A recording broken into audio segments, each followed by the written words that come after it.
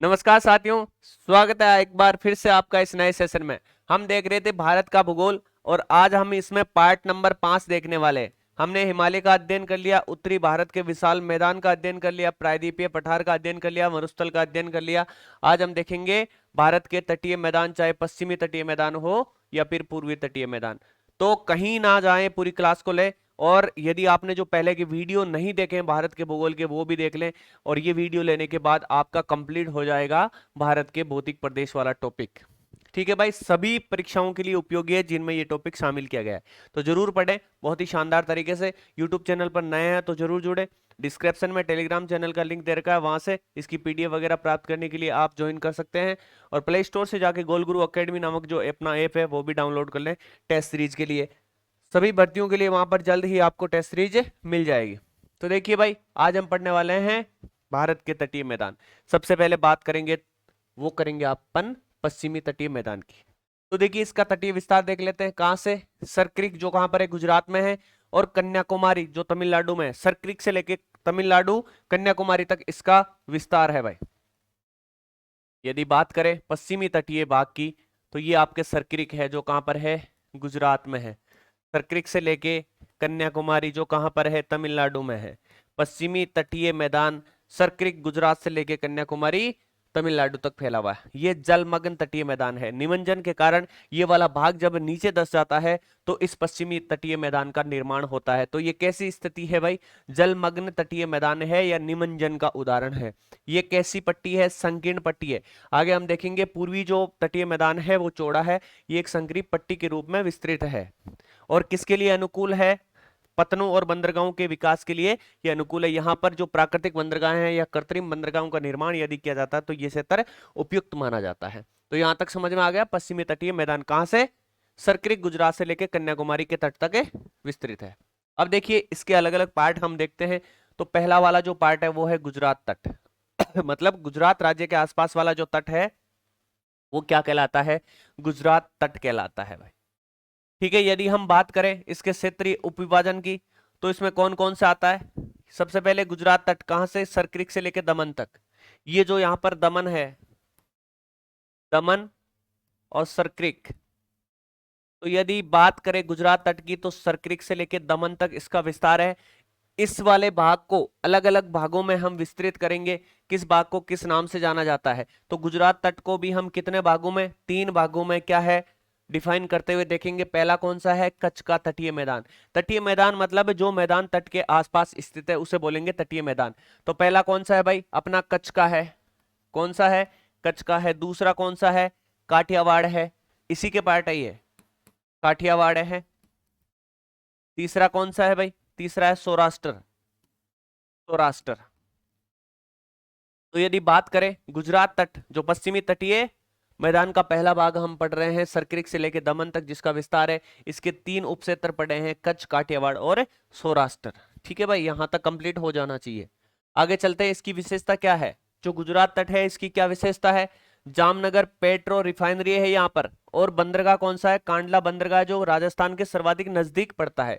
इसका नया नाम क्या कर दिया गया है? दीनदयाल उपाध्याय बंदरगाह कर दिया गया है।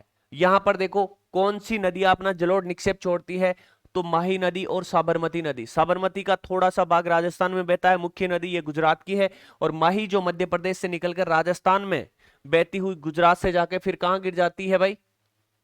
अरब सागर में गिर जाती है। यदि बात करें अरब सागर का जो तटीय खाड़ी है, खंबात की खाड़ी, वहां जाकर माही नदी गिर जाती है। तो माही और साबरमती नदियों के क्या है? जलोढ़ निक्षेप से इस पश्चिमी तटीय वाला जो भाग है, कौन सा? गुजरात वाला, उसका निर्माण होता है। और यहाँ पर क्या है? यहाँ पर सिक्का बंदरगाह। कोई आपको पूछे कि सिक्का बंदरगाह कहाँ पर है, तो गुजरात में है। पेट्रो आयात व निर्यात के लिए ये फेमस है या जाना जाता है। तो यहाँ तक कंप्लीट हो गई भाई सारी चीजें। जामनगर पेट्रो रिफाइनरी है यहाँ पर गुजरात वाले तट पर। कांडला बंदरगाह है जिसका नया नाम यह है। माई और साबरमती नदियों के जलोढ़ निक्षेप से निर्मित मैदान है। सिक्का बंदरगाह जो पेट्रो आयात के लिए जाना जाता है। आगे यदि बात करें दूसरे वाला पार्ट, देखिए हमने पश्चिमी तटीय जो मैदान है इसका पार्ट पढ़े हैं। पहला हमने पढ़ लिया सरक्रिक से लेके दमन तक। ये कौन सा पार्ट है? पहला पार्ट है जिसके हमने 3 उपभाग पढ़े, 1, 2 और 3। यहाँ तक सारे कंप्लीट हो जाने चाहिए। कहाँ से लेके कहाँ तक इसका विस्तार है। कच्छ वाला पार्ट आता है, काठियावाड़ वाला आता है, सौराष्ट्र वाला आता है, ये इनकी विशेषता है। दो यहाँ पर बंदरगाह हमने पढ़े, सिक्का बंदरगाह और कांडला बंदरगाह, तो सारे यहाँ तक कंप्लीट हो जाने चाहिए। अब दूसरा है कोंकण तट। कोंकण तट का विस्तार दमन से लेके गोवा तक। देखिए भाई ये कौन सा भाग है, यहाँ पर दमन है और यहाँ पर कौन सा है, गोवा है। क्षेत्रफल की दृष्टि से भारत का सबसे छोटा राज्य गोवा, गोवा वाले बीच पे वो वाला गोवा। तो देखिए कोंकण तट का विस्तार कहां से, दमन से लेके गोवा तक है। मुख्य वाला, मुख्य जो इसमें पार्ट आता है वो किसका आता है, वो आता है महाराष्ट्र का। तो प्रमुख विशेषता की बात करें तो इसका उत्तरी भाग किससे निर्मित है कोंकण तट का, वो पंख से है। पंख क्या होता है, अरे जल युक्त मिट्टी, यदि साधारण भाषा में हम बात करें तो कीचड़ टाइप का, तो जल युक्त मिट्टी से निर्मित वाला भाग है ये इसका उत्तरी भाग। और दक्षिणी भाग की बात करें तो चट्टानी उबड़ खाबड़ क्षेत्र इसमें आता है। तो कोंकण तट दमन से लेकर गोवा तक है। इसके दो भाग हम उत्तरी भाग और दक्षिणी भाग देखते हैं। उत्तरी भाग पंख से निर्मित है और दूसरा जो दक्षिणी भाग है चट्टानी उबड़ खाबड़ी वाला क्षेत्र है भाई। इसमें देखिए बंदरगाह कौन सा है, मुंबई बंदरगाह पड़ता है, जो भारत का सबसे बड़ा और व्यस्तम बंदरगाह है। क्यों, क्योंकि भारत की आर्थिक राजधानी कौन सा क्षेत्र कहलाता है, मुंबई कहलाता है। तो मुंबई बंदरगाह भारत का सबसे बड़ा और व्यस्तम बंदरगाह भी है। कौन से तट पे पड़ता है भाई, ये आपके कोंकण तट पे पड़ता है। यहां पर एक नहा हवा सेवा बंदरगाह, नहा हवा सेवा बंदरगाह, जिसका नाम और क्या बोल सकते हैं, जवाहरलाल नेहरू पोर्ट, भारत का सर्वाधिक यांत्रिकृत बंदरगाह है। और इसका निर्माण मुंबई बंदरगाह का वजन कम या भार कम करने के लिए बनाया गया है। मतलब ज्यादा उस पर वजन नहीं पड़े, भार नहीं पड़े, इस कारण इस बंदरगाह का निर्माण किया गया है। तो कौन से, देखो हमने गुजरात तट पर दो बंदरगाह पड़े, एक तो सिक्का बंदरगाह, दूसरा कांडला बंदरगाह जो राजस्थान के सर्वाधिक नजदीक है। कोंकण तट में हमने मुंबई बंदरगाह पढ़ा, जवाहरलाल नेहरू बंदरगाह पढ़ा है। गोवा क्षेत्र में रिया तट की विशेषता, चौड़े जवार नदमुख और पुलीन झीलें यहाँ पर है भाई। ये वाला जो पार्ट है जिसमें गोवा का एक रिया तट पड़ता है, वहां पर चौड़े जवार नदमुख है और पुलीन भी है। साल व सागवान वृक्षों की प्रधानता है यहाँ पर। कौन से वन पाए जाते हैं, साल और सागवान वन। उसके बाद देखते हैं कनारा तट या कन्नड़ तट। मुख्य तौर पर हम इसे कन्नड़ तट बोलते हैं भाई। विस्तार कहाँ है, गोवा से लेके न्यू मैंगलोर, जो कहां पर पड़ता है, कर्नाटक में पड़ता है। अभी तक हमने क्या पढ़ा, अभी तक हमने पढ़ा पहला वाला पार्ट सरक्रिक से लेके दमन तक, जिसे हम बोलते हैं क्या, गुजरात तट। कौन सा, गुजरात तट, जिसके हमने 3 पार्ट पढ़े। उसके बाद देखो ये आपके दमन से लेके गोवा तक, ये वाला पार्ट हमने पढ़ लिया, इसे क्या बोला, नंबर 2। इसके बाद, और इसे नाम क्या दिया, कोंकण तट। उसके बाद देखो गोवा से लेके न्यू मैंगलोर तक, न्यू मैंगलोर जो कहां पर है आपके कर्नाटक में, कर्नाटक का सबसे दक्षिणी भाग हम इसे बोल सकते हैं। तो यहां पर देखो इसे क्या बोलते हैं आपके नंबर 3, और क्या बोलेंगे, कन्नड़ तट, कन्नड़ तट। तो ठीक है भाई, इसका विस्तार गोवा से लेकर न्यू मैंगलोर तक है। प्रमुख विशेषता क्या है, प्लायोशीन कालीन लेटेराइट निक्षेप से चबूतरे का निर्माण यहां पर हुए हैं। मतलब प्लायोशीन काल के जो लेटेराइट निक्षेप है वो यहां पर कन्नड़ तट पे आपको मिलेंगे। कौन कौन से बंदरगाह है, मार्मागो जो कहां पर है, गोवा में है। मार्मा गोवा बंदरगाह कहां पर है, गोवा में है। न्यू मैंगलोर बंदरगाह है, करवड़, करवाड़ भी है। तो ये कौन से कन्नड़ तट पे पड़ते हैं भाई, मार्मा गोवा, न्यू मैंगलोर, करवाड़। और हमने कितने, 4 और 3, 7 बंदरगाह देखे हैं। मतलब आपको पता हो जाना चाहिए कि ये 7 बंदरगाह कौन से, पश्चिमी तटीय मैदान वाले भाग में स्थित है। लोहा इस्पात व कॉफी का निर्यात वाला क्षेत्र है, कौन सा आपको पता होना चाहिए, लोहा इस्पात, बाबा बुदान की खाड़ें और कॉफी जो कर्नाटक में अपने यहाँ पर मिलती है। तो जो कर्नाटक वाले पार्ट में जो बंदरगाह होंगे वो किसके लिए जाने जाएंगे, लोहा इस्पात और कॉफी निर्यात वाले क्षेत्र के तौर पे ही जाने जाएगा। या फिर इस तट की बात करें तो ये भी किसके लिए जाना जाएगा, इसी चीज के लिए जाना जाएगा। तो यहां तक कंप्लीट है भाई। पहला गुजरात वाला तट जिसके हमने कच्छ, काठियावाड़ और सौराष्ट्र पढ़ा, और फिर उसके बाद कोंकण जिसमें अधिकतर भाग किसका आता है, महाराष्ट्र वाला आता है। उसके बाद कन्नड़ तट जिसमें अधिकतर भाग किसका आता है, कर्नाटक का आता है। आगे चलते हैं, मालाबार तट, मतलब जहां पर माल ही माल मिले, मालाबार तट। न्यू मैंगलोर से लेके कन्याकुमारी तक, देखिए वापिस देख लीजिए। अभी तक क्या पढ़ा, पहला पार्ट आपको पता हो जाना चाहिए, सरक्रिक से लेके दमन तक। दूसरा पार्ट दमन से लेके गोवा तक। उसके बाद गोवा से लेके न्यू मैंगलोर तक, तीसरा। और चौथा पार्ट न्यू मंगलोर से लेकर कहां तक है, कन्याकुमारी तक, कन्याकुमारी तक। ये कौन सा पार्ट है, चौथा पार्ट है भाई। गुजरात तट, कोंकण तट, कन्नड़ तट और मालाबार तट। प्रमुख विशेषता क्या है, बालू का स्तूप स्थलाकृति यहां पर मौजूद है, जिसे क्या बोलते हैं, टेरेस बोलते हैं भाई, टेरेस बोला जाता है। यहाँ पर कयाल है, जिसे हम क्या बोलते हैं, लेगून या पश्च जल वाली झीलें बोलते हैं, ये भी यहाँ पर मिलती है। कहां पर, केरल वाला पार्ट इसमें अधिकतर आता है, वहां पर कयाल मिलते हैं। देखिए कौन कौन से कयाल मिलते हैं यहाँ पर, वेबनाड, वेबनाड, अष्टामुडी और पुन्नामदा।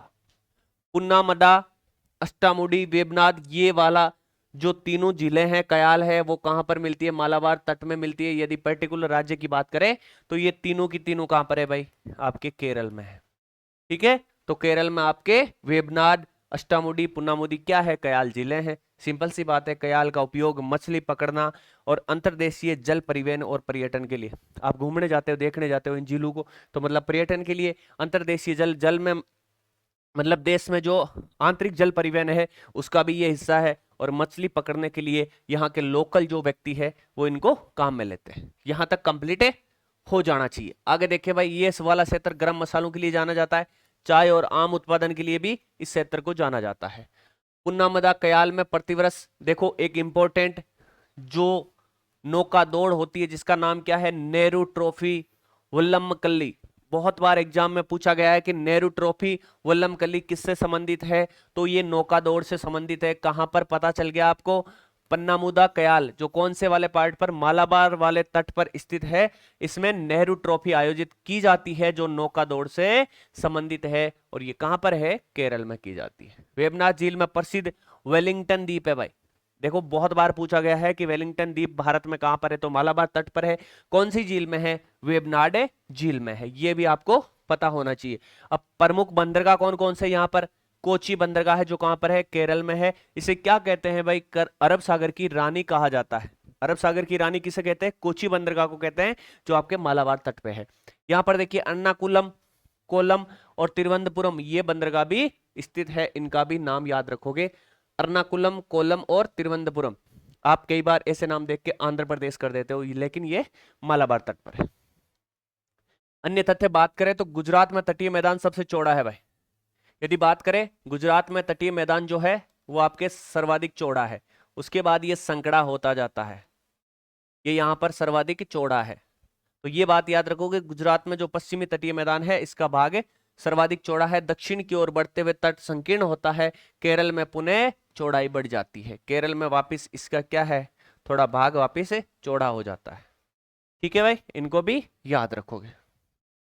अब देखते हैं पश्चिमी तटीय मैदान के बाद पूर्वी तटीय मैदान। पश्चिमी तटीय मैदान में हमने 4 पार्ट पढ़े, गुजरात, जो कोंकण तट, कन्नड़ तट और मालाबार तट। गुजरात के हमने 3 पढ़े, कच्छ, काठियावाड़ और सौराष्ट्र। मतलब सारी उनकी एक एक विशेषता हमने देखी, कौन सा बंदरगाह कौन से तट पर है, कौन सी झील कौन से तट पर है, वो किस लिए फेमस है, सारे के सारे हमने कवर किए हैं। अब देखते हैं पूर्वी तटीय मैदान। पूर्वी तटीय मैदान की यदि बात करें तो पूर्वी घाट और बंगाल की खाड़ी के बीच में है भाई। ये जो है, ये वाला जो पार्ट है, ये वाला जो पार्ट है, इसको क्या बोलते हैं, इसको पूर्वी तटीय मैदान बोलते हैं। ये किन के बीच है भाई, ये आपके किन के बीच है, ये प्रायद्वीपीय पठार, प्रायद्वीपीय पठार और किसके बीच है, बंगाल की खाड़ी, बंगाल की खाड़ी, इन दोनों के बीच में ये पूर्वी तटीय मैदान स्थित है। आपको अच्छे से पता होना चाहिए इसका। अब देखिए विस्तार कहां से लेके, पश्चिम बंगाल तटीय क्षेत्र, पश्चिम बंगाल का जो तटीय क्षेत्र है, या श्रवण रेखा नदी जो कि झारखंड से निकलकर उड़ीसा में बहती हुई बंगाल की खाड़ी में गिर जाती है, ये वाला जो पार्ट है, यहां से लेके कहां तक है, कन्याकुमारी तक, ये कन्याकुमारी, यहां तक पूर्वी तटीय मैदान का विस्तार है। औसत चौड़ाई कितनी है, लगभग 120 किलोमीटर। आपको पता होना चाहिए पश्चिमी तटीय मैदान कैसा है, संकड़ा है, पूर्वी तटीय मैदान चौड़ा है, लगभग इसकी चौड़ाई कितनी, 120 किलोमीटर के आसपास है भाई, औसत चौड़ाई। निर्माण किससे होता है, श्रवण रेखा, महानदी, गोदावरी, कृष्णा, कावेरी नदियों के जलोढ़ निक्षेपण से पूर्वी तटीय मैदान का निर्माण हुआ है। अब देखिए इनके बारे में थोड़ी थोड़ी चर्चा कर लेते हैं। ये आपके देखिए रांची झारखंड से निकलती है सरण रेखा, उड़ीसा में बहने के बाद बंगाल की खाड़ी में गिर जाती है। महानदी जो है छत्तीसगढ़ से निकलती है, उड़ीसा में बहने के बाद बंगाल की खाड़ी में गिर जाती है। ये उड़ीसा की मुख्य नदी है भाई। गोदावरी की यदि बात करें तो महाराष्ट्र के नासिक से निकलती है, तेलंगाना और आंध्र प्रदेश में बहने के बाद बंगाल की खाड़ी में गिर जाती है। कृष्णा की यदि बात करें तो ये आपके महाराष्ट्र से निकलती है, कर्नाटक, तेलंगाना और आंध्र प्रदेश में बहने के बाद कहाँ चली जाती है? ये आपके बंगाल की खाड़ी में चली जाती है। और यदि बात करें कावेरी की, ये आपके कर्नाटक और तमिलनाडु में बहने के बाद बंगाल की खाड़ी में अपना जल ले जाती है और बंगाल की खाड़ी में गिरने से पहले ये जलोढ़ का निक्षेपण करती है, जिससे पूर्वी तटीय मैदान का निर्माण होता है। आगे देखिए विशेषता की बात करें तो पश्चिमी तटीय मैदान की तुलना में ये अधिक चौड़ा और उभरा हुआ है। मतलब है पश्चिमी तटीय मैदान की तुलना में पूर्वी तटीय मैदान अधिक चौड़ा है और उभरा हुआ है। पतन और पोताश्य विकसित के लिए ये उपयोगी नहीं है भाई। मतलब है जितना अच्छा आप बंदरगाह का निर्माण चाहे कृत्रिम हो या प्राकृतिक हो पश्चिमी तटीय मैदान वाले भाग में बनते हैं, वैसे यहाँ पर नहीं है। इसी कारण पश्चिमी तटीय वाले भाग में भारत के बंदरगाह अधिक है, यहाँ पर कम है। उपभाग की यदि बात करें, जैसे हमने पश्चिमी तटीय मैदान के 4 भाग देखे थे उनको, और वैसे ही इधर यहाँ पर देखेंगे तो एक तट है भाई कोरोमंडल तट। कैसा? कोरोमंडल तट। अधिकतर इसका सवाल आता है कि शरद ऋतु में यहाँ पर बारिश होती है। जो शीतकालीन वर्षा भारत में होती है वो इसी तट पर होती है, कोरोमंडल तट, जिसमें अधिकतर तमिलनाडु का तट शामिल किया जाता है। कन्याकुमारी से लेकर कृष्णा नदी तक डेल्टा। देखिए सबसे पहले यदि भारत की बात करें तो यहाँ पर एक नदी है जिसका नाम क्या है? स्वर्ण रेखा है, स्वर्ण रेखा है। उसके बाद एक नदी है जिसका नाम क्या है? महानदी है। क्या नाम है? महानदी। यहां पर एक नदी है जिसका नाम क्या है? गोदावरी है, गोदावरी है। यहां पर एक नदी है जिसका नाम क्या है? जिसका नाम क्या है? कृष्णा है। यहां पर एक नदी है जिसका नाम क्या है? कावेरी है। अब देखिए कोरोमंडल तट की यदि बात करें तो कन्याकुमारी से लेकर कृष्णा नदी के तट तक, कन्याकुमारी से लेकर कृष्णा नदी के तट तक ये वाला भाग क्या कहलाता है? कोरोमंडल कहलाता है, कोरोमंडल कहलाता है। और यहां शरद ऋतु में या शीत ऋतु की यदि बात करें, शीत ऋतु में यहां पर बारिश होती है भाई, लौटते हुए मानसून की बारिश होती है। लौटते हुए, लौटते हुए, लौटते हुए मानसून की बारिश होती है यहां पर। कौन से तट पर है? ये होती है आपके कोरोमंडल तट पर। इसका अन्य नाम क्या है? तमिलनाडु तट है, क्योंकि अधिकतर इसका पार्ट कहां पर पड़ता है? तमिलनाडु राज्य में पड़ता है। प्रसिद्ध किसके लिए? ताड़ की कृषि के लिए ये वाला क्षेत्र जाना जाता है। ठीक है, ताड़ की कृषि होती है यहाँ पर। वर्षा शीतकालीन या उत्तरी पूर्वी मानसून से। जो भारत में अधिकतर बारिश करता है वो होता है दक्षिणी पश्चिमी मानसून, और इधर से वापस आएगा उत्तर और पूर्व के बीच से इधर वाला जो मानसून है उसे बोलेंगे उत्तरी पूर्वी मानसून या शीतकालीन वर्षा, जो भारत के कोरोमंडल तट पर होती है। आगे देखिए प्रमुख विशेषता इस कोरोमंडल तट की यदि बात करें तो कौन कौन सी इसकी विशेषता जो है प्रमुख रूप से है? पुलिकट झील है यहाँ पर, जिसे क्या बोलते हैं? लेगून झील भी बोलते हैं, पुलिकट झील। देखिए आपके लिए लोकेशन लेके आया हूं मैं गूगल मैप से। ये वाला जो पार्ट है वो किसका है? आंध्र प्रदेश का है। ये वाला पार्ट किसका है? तमिलनाडु का है। मतलब आंध्र प्रदेश और तमिलनाडु की सीमा पर है। ये देखिए आपको दिखाई नहीं दे रहा होगा, ये इन दोनों की सीमा है। ये वाला पार्ट किसका है? ये वाला पार्ट है आपके आंध्र प्रदेश, ये तमिलनाडु। ये यहाँ पर एक झील है, इस झील का नाम क्या है? पुलिकट झील है। आपको कोई पूछे कि पुलिकट झील कहां पर है, तो बंगाल की खाड़ी के तटीय वाले भाग में आंध्र प्रदेश और तमिलनाडु सामूहिक रूप से इन दोनों राज्यों के तट वाले भाग में स्थित है। ठीक है भाई। मरीन बीच चेन्नई में स्थित है। मरीन बीच की यदि बात करें, बहुत बार एग्जाम में सवाल आता है मरीन बीच कहाँ है? चेन्नई में स्थित है। विश्व के सबसे बड़े समुद्र तटों में से एक है मरीन बीच। कहां पर है? तमिलनाडु, चेन्नई में। प्रमुख बंदरगाह की यदि बात करें तो तूतीकोरिन बंदरगाह आपके तमिलनाडु में, इसे क्या बोलते हैं? पूर्व का मोती बोला जाता है। एनोर बंदरगाह कहां पर है? कामराज बंदरगाह भी इसे कहते हैं, जो आपके तमिलनाडु में। चेन्नई बंदरगाह देश का सर्वाधिक प्राचीन कृत्रिम बंदरगाह कौन सा है? वो है आपका चेन्नई बंदरगाह। याद रखोगे, देश का सर्वाधिक पुराना कृत्रिम बंदरगाह जिसको मानव द्वारा निर्मित किया गया। एक होता है प्राकृतिक बंदरगाह, एक होता है कृत्रिम बंदरगाह। जो मनुष्य द्वारा निर्मित किया जाता है वो होता है आपके कृत्रिम बंदरगाह। जो ऑटोमेटिक बनता है उसे बोलते हैं प्राकृतिक बंदरगाह। तो चेन्नई भारत का सबसे प्राचीन है, कौन सा प्राचीन है? कृत्रिम बंदरगाह। आगे चलते हैं, दूसरा तट पढ़ते हैं इसमें, उत्तरी सरकार तट। मतलब इसमें मुख्य रूप से यदि बात करें तो उड़ीसा वाला तट आएगा, कृष्णा नदी डेल्टा से पश्चिम बंगाल तट तक। देखिए हमने देखा था ये कन्याकुमारी, कन्याकुमारी से कृष्णा वाला तट, ये क्या कहलाता है? कोरोमंडल तट कहलाता है। ये वाला कोरोमंडल तट कहलाता है। अब उत्तरी सरकार तट की बात करें तो कृष्णा नदी के डेल्टा से, कृष्णा नदी के डेल्टा से पश्चिम बंगाल, से पश्चिम बंगाल, ये जो पश्चिम बंगाल वाला पार्ट है यहां तक का, ये वाला जो पार्ट है वो क्या कहलाता है? ये वाला पार्ट कहलाता है उत्तरी सरकार तट। अब देखिए इसके भी उपभाग किए गए हैं। उपभाग की यदि बात करें तो काकीनाडा तट जो है आपके आंध्र प्रदेश में, इसके जस्ट कोरोमंडल के तट के ऊपर वाला ये जो भाग सबसे पहले आता है इसे क्या बोलेंगे? काकीनाडा तट। काकीनाडा तट आपको कोई पूछे तो ये आपके आंध्र प्रदेश में है। विशेषता क्या है इस काकीनाडा तट की? कृष्णा और गोदावरी नदियों के संयुक्त डेल्टा वाला क्षेत्र है। अरे हमने देखा ना गोदावरी कृष्णा कावेरी, ठीक है। तो ये आपके कावेरी जो, तो ये कावेरी वाला तट तो किसमें आ गया था? ये आपके आ गया था कोरोमंडल तट में। अब पीछे देखो ये तो कावेरी है, उसके बाद बचा गोदावरी और कृष्णा। तो कृष्णा और गोदावरी नदियों के संयुक्त डेल्टा वाला क्षेत्र कौन सा कहलाता है? काकीनाडा कहलाता है। और ये आपके आंध्र प्रदेश में है। यहां पर एक झील है जिसका नाम क्या है? कोलेरू झील है, कृष्णा और गोदावरी के डेल्टा के मध्य है। ये पूरी की पूरी देखो यहां पर ये झील है। कौन सी झील है यहां पर? ये आपके एक झील है कोलेरू झील, जो कहां पर है? आंध्र प्रदेश में। पुलिकट झील की यदि बात करें तो संयुक्त रूप से आंध्र प्रदेश और तमिलनाडु में है। विशाखापट्टनम बंदरगाह है यहां पर आंध्र प्रदेश में, भारत का सर्वाधिक गहरा बंदरगाह है, प्रमुख नौसैनिक बंदरगाह भी यह कहलाता है। तो ठीक है भाई, कोलेरू झील। और यहां पर अभी हमने देखा था कौन सी है? पुलिकट झील है। बस इतना सा फर्क है। आगे हम देखेंगे यहां पर एक चिल्का झील। अब देखिए उत्कल तट, उत्तरी सरकार का दूसरा पार्ट। पहला कौन सा? काकीनाडा, और दूसरा है उत्कल तट। पहले हमने पूर्वी तटीय मैदान में देखा कोरोमंडल तट। कोरोमंडल तट में अधिकतर जो पार्ट है वो आपके तमिलनाडु का है। उसके बाद हमने देखा उत्तरी सरकार तट, जिसमें पहला काकीनाडा तट जो आपके कृष्णा और गोदावरी वाला डेल्टा है वो वाला पार्ट कहलाता है। अब देखेंगे उत्कल तट, स्वर्ण रेखा नदी के डेल्टा से महानदी के डेल्टा तक। वापिस देख लेते हैं। देखिए कन्याकुमारी से लेके कृष्णा तक ये क्या कहलाता है? कोरोमंडल तट। ये हमने देखा उत्कल तट। कृष्णा से लेके पश्चिम बंगाल वाले तट तक क्या कहलाता है? आपके उत्तरी सरकार तट, जिसमें पहला तट कौन सा आपका? काकीनाडा तट। काकीनाडा तट जिसमें गोदावरी और कृष्णा वाला पार्ट आता है।